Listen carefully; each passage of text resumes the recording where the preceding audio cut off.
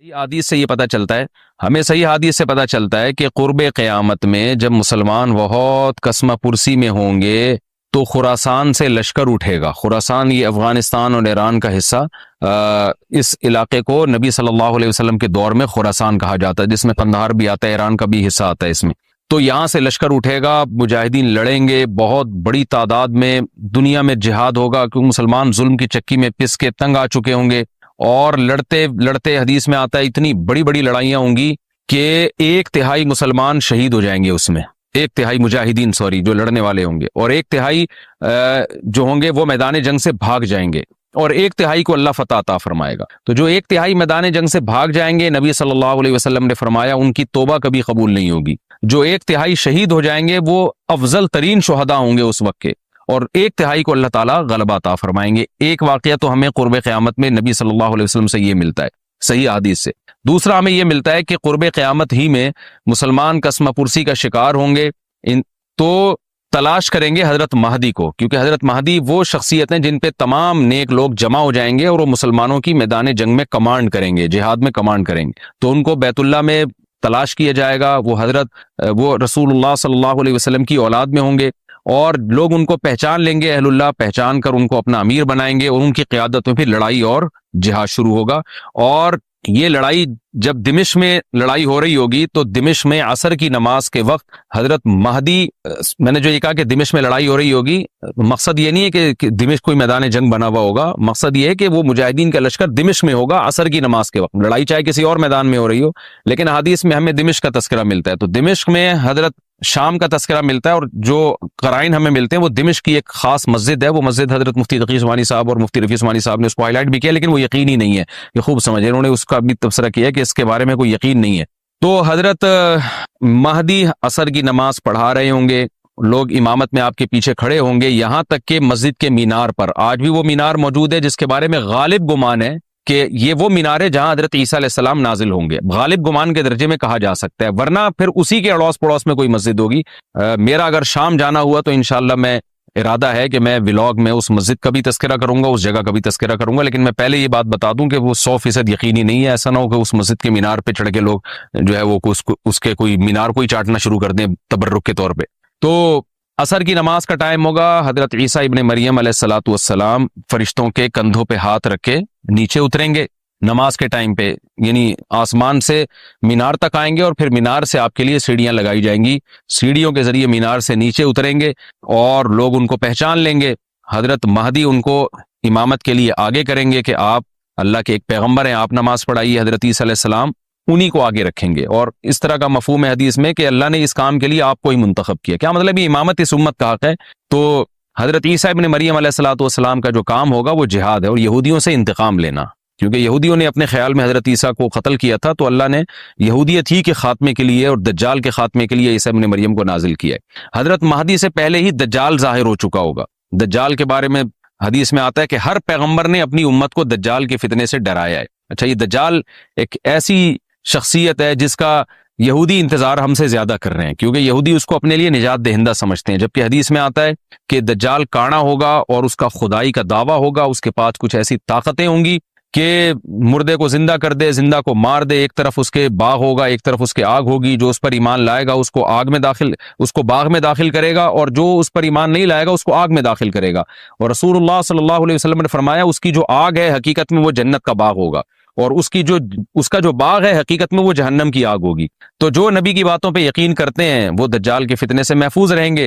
اور حدیث میں سورہ کہف کی بھی تلاوت کا حکم ہے، جمعے کے دن جو کہف کی تلاوت کرتا ہے اللہ اس کو دجال کے فتنے سے محفوظ رکھتا ہے۔ اب آپ دیکھیں یہ سورہ کہف میں ہی قیامت کی علامات کا تذکرہ ہے نا، تو شاید اسی وجہ سے کیونکہ جو سورہ کہف پڑھتا رہے گا وہ یاجوج ماجوج کے واقعات بھی پڑھتا رہے گا اور اللہ کی قدرت کے واقعات بھی پڑھتا رہے گا، تو دجال کے فتنے سے اللہ اس کو اس برکت سے بچا کے رکھیں گے، فتنے سے محفوظ رکھیں گے۔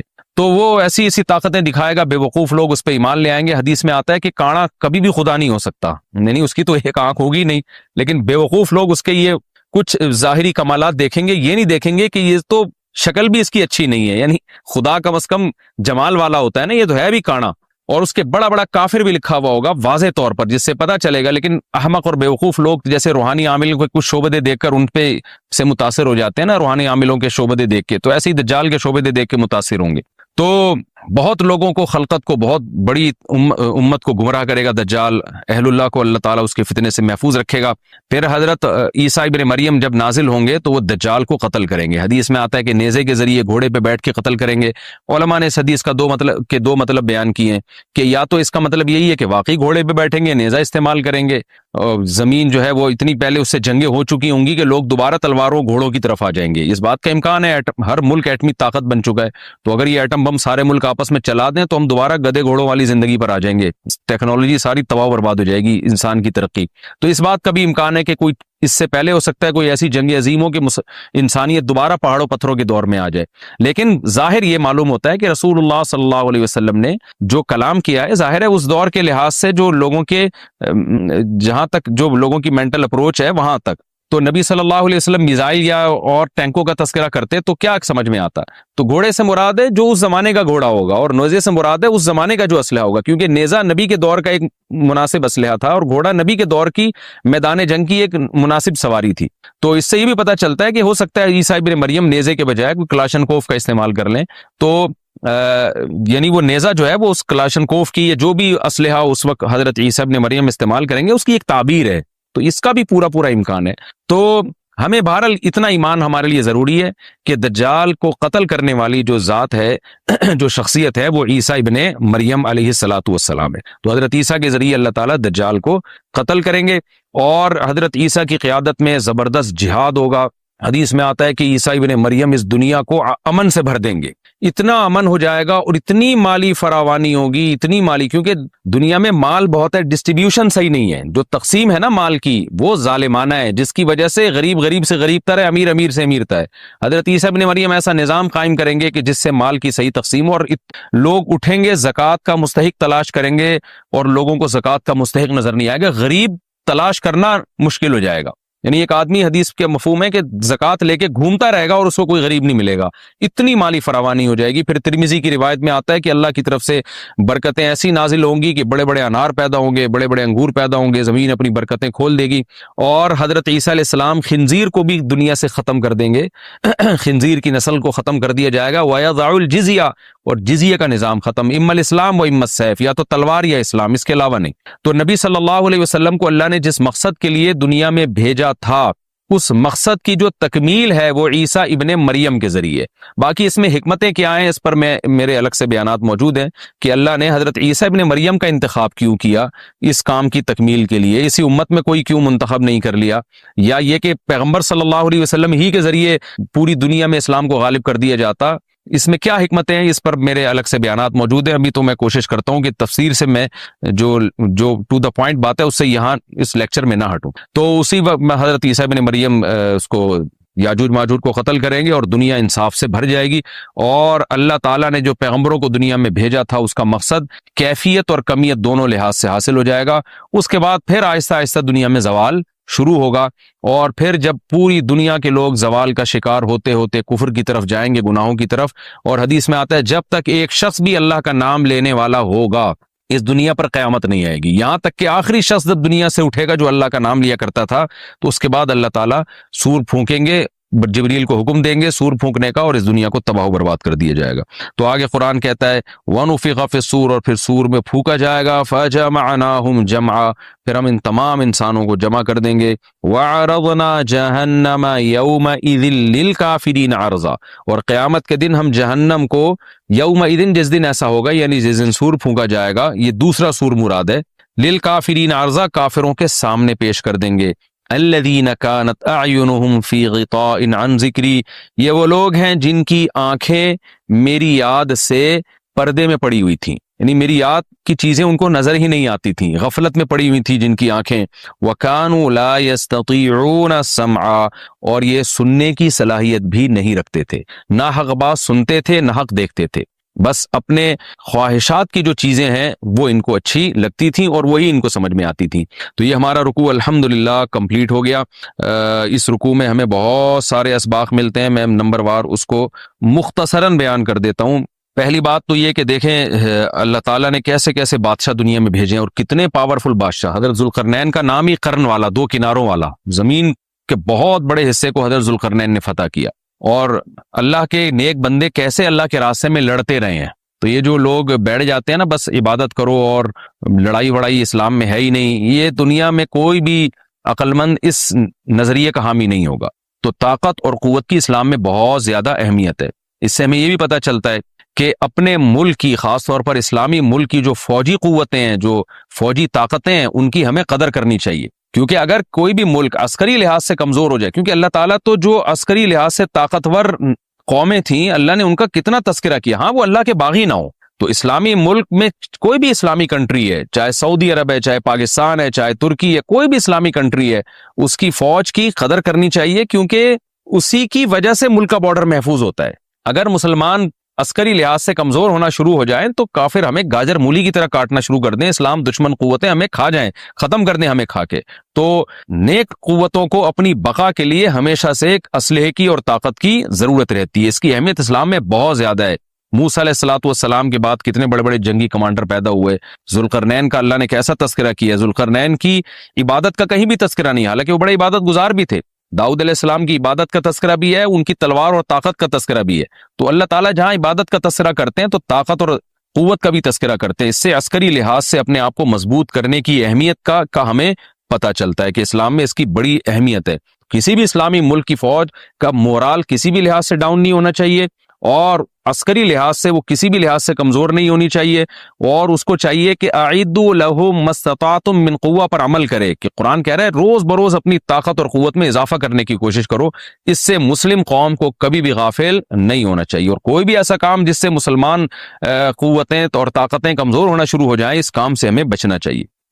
دوسری بات ہمیں یہ پتہ چلی کہ اللہ تعالیٰ نے اہل اسلام کے ذمے پوری دنیا کی ذمہ داری لگائی ہے، کسی ایک ملک کی نہیں۔ جتنے بھی پیغمبر آئے ہیں جب وہ دنیا فتح کرنا شروع کی ہے تو کہیں رکے نہیں ہیں وہ کہ بھئی یہاں تک، اس سے آگے نہیں جانا، ان کی صلاحیت ہی ختم ہو گئی ہو، وسائل ہی ختم ہو گئے ہو تو الگ بات ہے۔ تو پوری دنیا ہے جس میں اللہ کے دین کو غالب کرنا ہے، اب اس کا طریقہ کیا ہوگا ظاہر ہے جو جس زمانے میں سوٹیبل طریقہ ہو وہ اختیار کیا جائے گا۔ تو حضرت ذوالقرنین پہلے انتہائی مشرق کی طرف گئے ہیں جہاں سورج نکلتا ہے، تو وہاں سے جہاں سے آبادی شروع ہو رہی ہے، اور ان کا خیال تھا کہ اب آگے آبادی نہیں ہے تو پھر جا کے سٹاپ کیا ہے۔ مغرب میں بھی ایسے ہی، شمال میں بھی ایسے ہی۔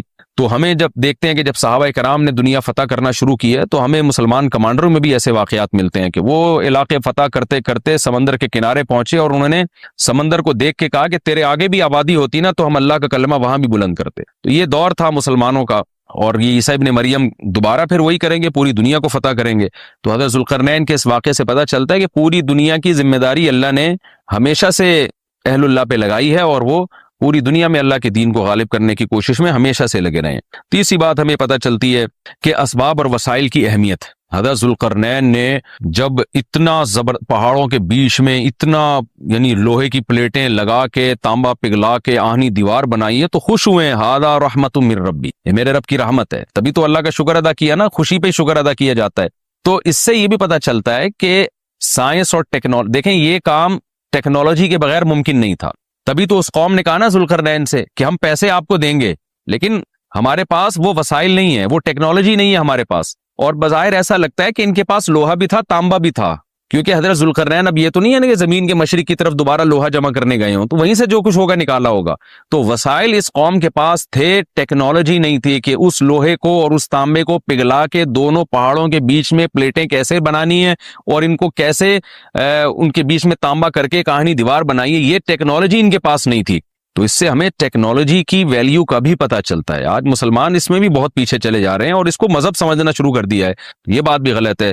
حضرت ذوالقرنین نے اتنی طاقت اور قوت کا استعمال کیا اور اتنے زبردست طریقے سے اس وقت جو بھی اس سوٹیبل ٹیکنالوجی تھی اس کا استعمال کر کے دو پہاڑوں کے بیچ کے راستے کو بند کر دیا، اور اس پہ خوشی منائی حضرت ذوالقرنین نے۔ یہ نہیں کہا کہ بھئی اس سے کچھ بھی نہیں ہوتا، اصل میں تو بس انسان کو چاہیے کہ وہ اللہ اللہ کیا کرے بیٹھ کے، اور یہ کیا اللہ سے بس مدد مانگو، اللہ ہی یاجوج ماجوج کے بارے میں ان کو کہہ دیتے ہیں ذوالقرنین کہ تم سب رات کو تہجد میں اٹھ کے دعائیں مانگو، اللہ یاجوج ماجوج سے تمہیں بچا لے گا۔ نہ نہ نہ، حضرت ذوالقرنین نے کہا دعائیں بھی مانگو، یقیناً حکم دیا ہوگا دعائیں مانگنے کا، لیکن ہم پورے اسباب اور وسائل استعمال کریں گے، لوہے کی پلیٹیں بنائیں گے، تانبے کو پگھلائیں گے، اوپر چڑھائیں گے اور اس طرح سے پوری مضبوط دیوار بنائیں گے۔ آج مسلمان ہاتھ پہ ہاتھ رکھ کے بیٹھ گیا ہے اور وظیفوں میں اور جو ہے بس وہ چند صبح و شام کے وظیفے پڑھ کے وہ سمجھتا ہے کہ ساری دنیا کے سارے مسائل کا حل اس سے ہو جائے گا۔ ایسا نہیں ہے، آپ کو بہت زیادہ ترقی کرنی ہے، بہت زیادہ اسباب و وسائل میں آپ کو غیر مسلموں سے آگے نکلنا ہے، جیسے کہ قرون اونا کے اولا کا مسلمان نکلا تھا، تبھی اللہ نے اس کے لیے دنیا میں فتوحات کے دروازے کھولے تھے۔ تو اللہ ہمارے لیے فتوحات کے دروازے جب ہی کھولے گا جب ہم عبادت کے ساتھ ساتھ سائنس اور ٹیکنالوجی کے میدان میں بھی آگے بڑھنے کی کوشش کریں۔ کئی ہفتوں سے اسی آیت پر درس چل رہا ہے کہ جلد بازی کا مطلب کیا ہے۔ جلد بازی کا مطلب یہ ہے، اس پر میں نے کئی دفعہ بیان کیا نا پورا، کہ ہمارے سارے فیصلے اکثر جلد بازی میں ہوتے ہیں۔ نبی صلی اللہ علیہ وسلم کو دو صفات بہت پسند تھیں، الحلم برداشت اور سوچ سمجھ کے فیصلے کرنا۔ طلاقیں جلد بازی میں ہوتی ہیں، مار دھاڑ جلد بازی میں، بہت سارے کام ہمارے جلد بازی میں ہو۔ کسی کے بارے میں رائے جلدی قائم کر لیتے ہیں، کسی کو اچھا کہنے میں بہت جلدی کرتے ہیں، کسی کو برا کہنے میں بھی بہت جلدی کرتے ہیں۔ تو اسی طرح جو شخص بھی جس کی دل میں کوئی خواہش پیدا ہوئی، اس خواہش کو فوراً پوری کرنے کی کوشش کرنا، یہ بھی کیا ہے؟ جلد بازی۔ آپ سوچ تو لو بھائی، یہ خواہش پوری کرنے سے آپ کو فائدہ ہوگا، نقصان ہوگا، کہیں لت تو نہیں پڑ جائے گی آپ کو؟ نشہ ہے، دل چاہتا ہے، لوگ کر لیتے ہیں بھائی، اس سے تو آپ تباہ و برباد ہوتے چلے جاؤ گے۔ تو جو خواہشات کا غلام ہوتا ہے وہ جلد باز ہوتا ہے، اور جو مستقبل سامنے رکھ کے زندگی گزارتے ہیں ان کی طبیعت میں جلد بازی نہیں ہوتی، ہمیشہ وہ کامیاب ہوتے ہیں۔ تو یہاں بھی اللہ نے کیا فرمایا کہ جلد بازی کی ایک مثال اللہ نے بیان کی ہے، وہ مثال یہ ہے، اذا مسہ الشر جزوعا، جب کوئی مصیبت پہنچتی ہے نا، ہونا یہ چاہیے مصیبت میں انسان کا دل کرتا ہے ہلڑ بازی کا، ہاں ہو چیخو پکار، ادھر ادھر ڈپریشن ہوتی ہے اس کو۔ تو جو دل کر رہا ہے وہ آپ کرنا شروع کر دو، اس پہ کنٹرول نہ کرو کہ بھئی اس کا کوئی فائدہ ہوگا یا نہیں ہوگا۔ ایسا تو نہیں کہ میرے اس ری ایکشن سے فائدے کے بجائے الٹا اور زیادہ نقصان ہو جائے۔ تو اللہ کہتے ہیں جلد باز آدمی کیا کرتا ہے، وہ یہ نہیں دیکھتا، وہ بس اپنی خواہش کو پوری کرنے میں لگا ہوتا ہے۔ غم پہنچا ہے تو اس غم کو ہلکا کرنے کے لیے جو مرضی اسے کرنا پڑے وہ کر گزرتا ہے۔ اس کی مثال ایسے ہے نا، آپ نے دیکھا ہوگا، ایک کہیں کوئی واقعہ ہو جائے نا، کوئی دھماکہ ہو جائے، تو جو انویسٹیگیشن کے لیے لوگ وہاں جاتے ہیں وہ کہتے ہیں ہمیں سب سے بڑی مصیبت پتہ ہے کیا ہوتی ہے؟ وہاں عوام جو احتجاج شروع کر دیتی ہے، اس سے کیا ہوتا ہے کہ وہاں جن لوگوں نے کچھ کارروائیاں کی ہیں نا، ان کے ثبوت مٹ جاتے ہیں۔ ہونا یہ چاہیے، پوری دنیا میں ہم نے ایک اصول دیکھا ہے، جہاں کوئی ایکسیڈنٹ ہو، کوئی واقعہ ہو نا، فوراً وہ روک دیتے ہیں، پورا ایک گھیراؤ میں لے لیتے ہیں کہ انویسٹیگیشن کرنے دو، اس میں غلطی کس کی ہے، تاکہ اس کو سزا ملے۔ ہمارے یہاں کیا ہوتا ہے کہ پتہ ہی نہیں چلتا کہ غلطی کس کی ہے، اتنا کراؤڈ اکٹھا ہو جاتا ہے، اتنی عوام دائیں بائیں آگے پیچھے، جس کو پکڑ کے پبلک کوٹنا شروع کر دے تو بس وہی مجرم ہے۔ یعنی جس کو پہلے تھپڑ لگ گیا نا، سمجھو وہ کیا ہے، بس اسی نے کیا ہے۔ بہت کچھ الٹا پلٹا ہو جاتا ہے۔ تو وجہ کیا ہے بھائی؟ اپنے احتجاج فوراً کر لینا کسی بھی چیز پہ، سوچے سمجھے بغیر الزام ڈال دینا کسی کے اوپر۔ کئی سال پرانی بات ہے، کیس ہمارے سامنے آیا کہ ایک لڑکی کے نمبر پہ کہیں کوئی مس کال آ گئی، یہ گاؤں میں واقعہ ہوا تھا۔ اب غیرت مند بھائی تھا، اس نے دیکھا یہ کون ہے، دیکھا کسی لڑکے کا فون ہے، پہلے سے اس لڑکی کے بارے میں کسی نے اس کا دماغ، بہن کے بارے میں دماغ بھرا ہوا تھا، ہوتے اس نے کیا کیا، اس کو گولی مار دی۔ اب بہت پرانا قصہ ہے تو ابھی مجھے تھوڑے سے اس کے آثار باقی رہ گئے ہیں دماغ میں، پورا قصہ مجھے یاد نہیں ہے۔ بعد میں انکوائری کی پتہ چلا کہ جی یہ لڑکی بالکل بھی انوالو نہیں تھی، جس بندے نے کی ہے وہ گڑبڑ کرنے کی کوشش کر رہا تھا۔ تو اب کیا ہوا ہے کہ اچھی اس کو پتا چلا کہ یار میری بے گناہ بہن کو میں نے مار دیا، اب ٹینشن میں اتنا گیا ہے کہ اپنے آپ کو بھی مار دیا۔ پہلے ایک جرم کیا، ٹینشن سے انکوائری پوری کی نہیں ہے۔ بھائی پہلے غور تو کر لو، تجزیہ کر لو، کوئی بھاگی تو نہیں جا رہی، دیکھ لو، اور اگر مس کال آئی بھی ہے، کوئی آپس کا ریلیشن بھی ہے، تو اس کا یہ مطلب تو نہیں ہے نا کہ گولی سے ہی اڑا دو، اس کی اسباب پہ غور کرو، اس کی وجوہات پہ غور کرو۔ پہلے جلد بازی میں ایک کام کیا، ایک بے گناہ کو قتل کیا، اب جلد بازی میں ایک اور گناہ کر لیا، اپنے آپ کو بھی مار دیا۔ تو ہمیشہ جلد بازی میں انسان سے غلط کام ہوتے ہیں, ٹھیک کام نہیں ہوتے. کتنی بڑی سے بڑی ٹینشن ہونا, ٹائم سب سے بہترین مرہم ہے, یہ خوب یاد رکھو. جب میرے پاس کوئی پریشان آدمی آتا ہے نا, جس کو کوئی بہت بڑا غم پہنچا ہو اور اس کی حالت خراب ہو رہی ہو, میں اسے ایک بات لازمی کہتا ہوں کہ وقت سے بہترین مرہم دنیا میں کوئی نہیں. یہ ٹائم گزار لو, اس ٹائم کو کیا کرو, گزارو بس. جیسے جیسے ٹائم گزرے گا نا, حالات اپنے آپ کو خود ہی ایڈجسٹ کرتے چلے جائیں گے. یہ اللہ نے انسان کے باڈی میں ایسی ایک لچک رکھی ہے. میں نے ایک ڈاکٹر صاحب سے پوچھا, ڈاکٹر صاحب اب پین کلر ایجاد ہو گیا ہے, درد ہوتا ہے, لوگ ٹیکا لگاتے ہیں, پہلے زمانے میں کیا ہوتا تھا؟ داڑھ کے درد کی تکلیف کتنی زیادہ ہوتی ہے نا, داڑھ کا درد ہو رہا ہو, اب تو پین کلر کھا لیتے ہیں لوگ. تو کیا کرتے تھے, 2-4 دن کے بعد تو مرنے لگتے ہوں گے. انہوں نے کہا اللہ نے ایسا سسٹم بنایا ہے, پین جب زیادہ عرصہ چلتا ہے نا باڈی, یا تو وہ خود ہی باڈی اس کو کم کر دیتی ہے, یا وہ فیل ہونا کم ہو جاتا ہے. تو اللہ بھی تو ہے نا, اللہ کے میاں کا بھی تو ایک سسٹم ہے بنایا ہوا.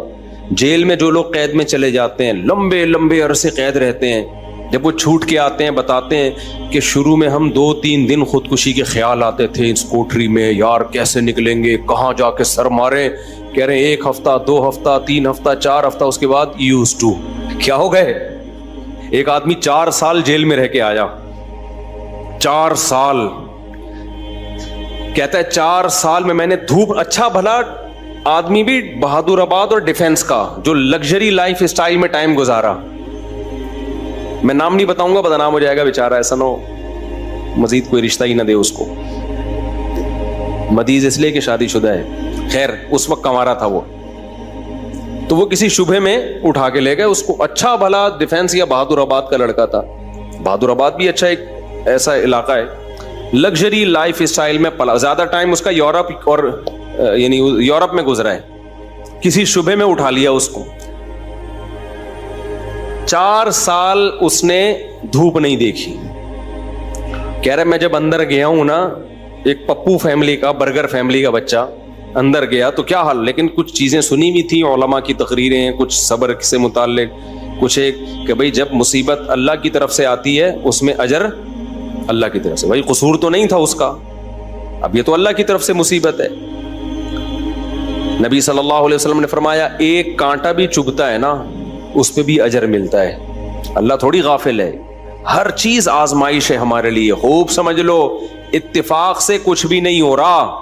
یہ جو ہم سمجھتے ہیں نا بائی چانس ایسا ہو گیا ہے, یہ ہمیں دیکھنے میں ایسا لگ رہا ہوتا ہے, ورنہ بائی چانس کچھ بھی نہیں ہوتا. جو کچھ ہو رہا ہے اللہ کے ارادے سے ہو رہا ہے. خوشی بھی پہنچ رہی ہے اللہ کے ارادے سے, غم بھی پہنچ رہا ہے اللہ کے ارادے سے. تو نبی نے فرمایا کہ جس کو خوشی پہنچتی ہے نا مسلمان کو, کافر کو خوشی پہنچتی ہے کہتے بائی چانس, یہ ہو گئے میری لک ہے, وہ لک کہتا ہے اس کو, لک ہے. ایک دفعہ میں ایک ڈاکومنٹری دیکھ رہا تھا, یہ جو کروڑوں اسپم ہوتے ہیں نا جو ماں کے رحم میں جاتے ہیں, جن میں سے ایک کو اللہ سلیکٹ کرتے ہیں انسان بنانے کے لیے. تو ڈاکومنٹری میں کسی گورے لکھا ہوا تھا کہ آئی ون دس میچ, یعنی کروڑوں خربوں میں یہ میچ جیت گیا. ٹھیک ہے, او بھائی تو نہیں جیتا ہے, یہ سلیکشن کس کی ہے؟ اللہ کی ہے. وہ کہہ رہے ہیں بھی بائی چانس ہو گیا کہ میں پیدا ہو گیا. بائی چانس کوئی بھی نہیں ہوتا, سب کس کا ارادے سے ہو رہا ہے؟ اللہ کے. اللہ نے تجھے پیدا کرنے کے لیے کمبخت سلیکٹ کیا ہے, اور اللہ پھر کہہ رہے ہیں نحن خلقناکم, ہم نے تمہیں پیدا کیا, ہمارا احسان ہے, تو اب اس احسان کا بدلہ دو. تو جہاں آپ یہ کہیں گے نا اتفاق سے ایسا ہو رہا ہے, وہاں خوشی پہ اتراؤ گے بھی اور غموں پہ ٹینشن میں بھی آؤ گے. یار کیوں ہو گیا میرے ساتھ؟ اچھا ہٹلر کتنا روتا رہتا آخری عمر تک, تبھی پھر وہ خودکشی کر لی اس نے کہ یار 1 ہفتہ پہلے میں رشیا پہ اٹیک کر دیتا, ہاں یار کتنی بڑی غلطی ہوئی ہے مجھ سے. وہ کہتے ہیں ایک ہفتہ پہلے اٹیک کر دیتے نا تو رشیا کا نقشہ کچھ اور ہوتا. وہ 1 ہفتہ رہ گیا, پتہ نہیں پولینڈ ولینڈ کے کس کے چکر میں رہ گیا, تو وہ رشیا نہیں اٹیک کر کے اس کی ایسی کی تیسی کر دی. تو روتا رہتا تھا وہ. ابے روتا رہتا نہیں, تو نے جو کچھ حرکتیں کی ہیں تو اللہ نے تجھے کیا دیا اس کا بدلہ. خیر تو توبہ کر لیتا, مسلمان ہوتا تو کیا کہتا, یار اللہ کی طرف سے چپت لگ گئی ہے میرے, اب توبہ استغفار کر لو. اور توبہ ایسی خاندانی چیز ہے یار, کچھ بھی ہو جائے ہٹلر مسلمان ہوتا, کہتا میں نے ہزاروں لاکھوں انسانوں کو قتل کر دیا, بند کمرے میں جا کے گڑ گڑا لیتا اللہ سے, معاف کر دے اللہ. دنیا کو نہیں پتا چلتا, اللہ کیا کر دیتا, معاف. لیکن چونکہ کافر تھا تو کیا ہوا ہے, اس نے قوم کا مجرم تھا وہ, اس نے کہا کیا کر سکتے ہیں, اس کو پتا تھا پبلک نہیں چھوڑے گی, تو اٹھا کر کے مارکیٹ سے اپنے آپ کو شارٹ کر. انجام بھی برا, زندگی بھی بری. مسلمان کی زندگی بری ہو, کم از کم انجام اچھا اس کے اختیار میں ہوتا ہے. یار اللہ کو منا لو, اللہ کہتا ہے 100 انسانوں کے قاتل کو بھی میں بخش دوں گا. خیر میں وہ واقعہ سنا دوں میں. تو وہ کیا ہوا ہے کہ وہ بہادر آباد کا پپو بچہ جو ہے نا, کہاں چلا گیا, جیل. اب علماء سے اس کا تعلق تھا, ماشاءاللہ داڑھی بھی رکھی ہوئی تھی اس نے, کہ یار اب یہ غم کس کی طرف سے ہوتے ہیں, اللہ کی طرف سے. تو مجھے اپنا قصہ سنا, میں نے کہا یار 4 سال میں تو دھوپ میں نا ایک دن نہ بیٹھوں, میں ڈپریشن میں جانا شروع ہو جاتا ہوں. یہ جو بند کمروں میں لوگ سارا دن بیٹھے رہتے ہیں, پتہ نہیں کیسے. ہم نیچر سے جس کو بھی محبت ہوگی نا, وہ دھوپ نہیں چھوڑ سکتا بھائی. بکریاں مرغی انڈے نہیں چھوڑ سکتا, دھوپ نہیں چھوڑ سکتا وہ. بکریاں مرغی تو چلو زیادہ ہو گیا, لیکن دھوپ نہیں چھوڑ سکتا وہ. تو میں نے کہا 4 سال آپ کیسے بند کمرے میں رہے ہیں, اور بھی قیدی تھے. کہہ رہے میں 2-3 دن تو ٹینشن میں رہا. پھر میں نے کہا اچھا یہ بھی نہیں پتا کہ نکلیں گے کبھی یہاں سے. یہ پتا ہو نا, آدمی کہتا ہے چلو 4 سال میں دن گننا شروع کر دو. یہ بھی نہیں پتا نکلیں گے ہی بھی نہیں نکلیں گے. کہہ رہے میں نے کہا جو ہونا تھا وہ تو ہو گیا, اب ہم تو جیل کی دیوار توڑ کے بھاگ نہیں سکتے. تو کہہ رہے میں نے کیا کیا, پھر وہاں پر میں نے اٹھک بیٹھک اور ایکسرسائز شروع کر دی کہ بھائی ٹائم کیا کرو, پاس کرو. ٹھیک ہے. کہہ رہے اس کا فائدہ یہ ہوتا ہے 400 دفعہ میں بیٹھ کے, کیونکہ اور تو کوئی کام ہی نہیں ہے اسٹیمنا بنانے کے علاوہ. اسٹیمنا بنانے کے علاوہ کوئی کام ہے ہی نہیں. اچھا ہے بڑا پاورفل ماشاءاللہ, آپ کبھی ملو تو آپ دیکھو گے بہت زیادہ ساری طاقت جیل میں بنائی ہے اس نے. کہہ رہا ہے میں بیٹھ کے لگاتا تھا ان 4 پھر ڈپس لگاتا تھا, پتہ نہیں کتنے ڈپس لگا لیتا تھا, ایکسرسائز کرتا تھا. کہہ رہا ہے اس کا فائدہ یہ ہوتا تھا اتنا تھک جاتا تھا کہ مجھے نیند خاندانی آتی تھی. ظاہر ہے نیند تو 20 بیماری کا علاج ہے. ڈپریشن ختم کرنے کا سب سے بہترین ذریعہ ہی گہری نیند ہے. ڈاکٹر ڈپریشن کے مریضوں کو کیا دیتے ہیں, نیند کی گولیاں دیتے ہیں کہ سوتا رہے بس, پتہ ہی نہ چلے پی ٹی آئی آ رہی ہے کہ جے یو آئی آ رہی ہے کہ مسلم لیگ آ رہے ہیں, کہ یہ ٹینشن ہی ختم, اسٹیبلشمنٹ کیا کر رہی ہے چھوڑو.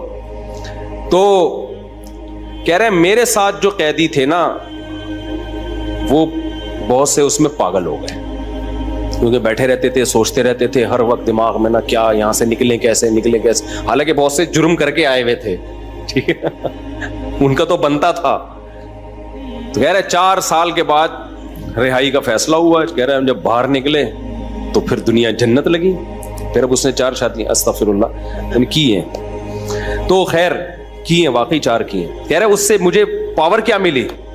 کہہ رہے ہم تو مجرم تھے نہیں, ہم جب باہر آئے نا ہم نے کہا اچھا یہ ہوتا ہے, ٹوٹل سزا کیا ہے, کچھ بھی کر لو یہ ہے. تو کہہ رہے میرے اندر اتنا اسٹیمنا پیدا ہو گیا دنیا میں کچھ کر گزرنے کا. آپ کو پتا ہے جیل ہمارے مجرم بناتے ہیں, جیل میں جا کے نا اسٹیمنا بڑھ جاتا ہے مجرم کا, سمجھ رہے ہو. ایک تو اس کو یہ پتا ہوتا ہے آئندہ اس طرح سے کام کرو گے تو پکڑے نہیں جاؤ گے, اس طرح سے کیا تھا تو پکڑا گیا تھا نا, اب یہ والی غلطی نہیں کرنی. تو اس لیے شریعت میں جیل کی سزا نہیں ہے, شریعت میں ہے کہ اسی وقت نمٹا دو. چوری کی ہاتھ کاٹو, چلو بھائی نکل پتلی گلی سے, شاباش. ہم کیا کرتے ہیں چوری کی جیل, تو کہتا ہے یار اس دن وہ CCTV کیمرہ دیکھنا بھول گیا تھا میں, آئندہ تھوڑا خیال کروں گا. پھر وہاں سارے چور ہی بیٹھے ہوتے ہیں, کوئی نیک آدمی تو آیا نہیں ہوتا جیل میں. تو چور آپس میں ان کی کیا ڈسکشن ہوگی, وہ تہجد کی باتیں تھوڑی کریں گے. وہ بھائی تو نے کیا کرتا ہے, وہ میں نے اتنے بندے مار دیے, آپس میں ان کا گینگ بنتا ہے, پھر آپس میں